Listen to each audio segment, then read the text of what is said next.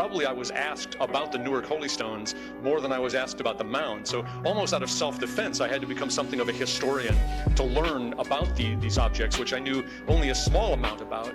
And it's really become a fascinating mystery story for me tonight. And I probably have more information than you really would care to know about the Newark Holy Stones, but it's been such a compelling story for me, and it's wonderful to have the opportunity to be able to share it with some people. The mounds and earthworks of ancient America and ancient Ohio in particular have been an interesting mystery for people forever, since European Americans first came to this region and discovered these magnificent monuments. The Native Americans that were living here at the time that the Europeans arrived didn't know anything about them. For the most part, when European Americans asked Native Americans, their main answer was, "We don't know, they were here when we got here." And for most of the groups, that was probably quite literally true, because the Native American tribes that were living in Ohio in prehistoric times, just before the arrival of the Europeans, had been devastated by European American diseases. And then, before they had fully recovered from that, the Iroquois drove them out or killed the ones living in the Ohio area to claim this area for their hunting territory. And then the tribes that did eventually move in, that we associate with Ohio, like the Delaware and the Shawnee and the Wyandot, they moved in only much later, after the Iroquois influence declined and sort of left a vacuum here. And for example, the Delaware Indians, they came originally from the Delaware Valley of New Jersey, and they were pushed west by the oncoming Europeans. So when they were asked by European Americans when they arrived, who built the mounds, their perfectly natural response was, "We don't know, they were here when we got here."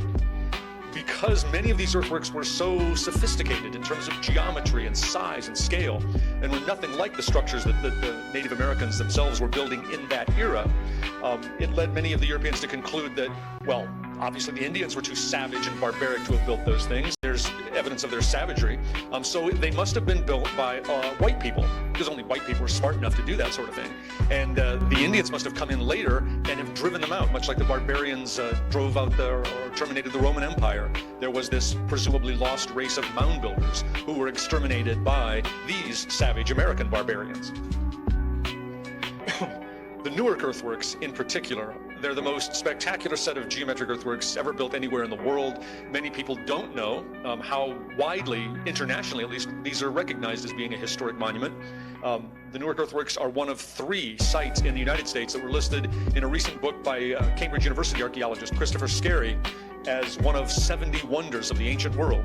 Right along with the Parthenon and the Pantheon and Stonehenge and the Great Wall of China, our Newark Earthworks, Ohio's Newark Earthworks, are featured in that book.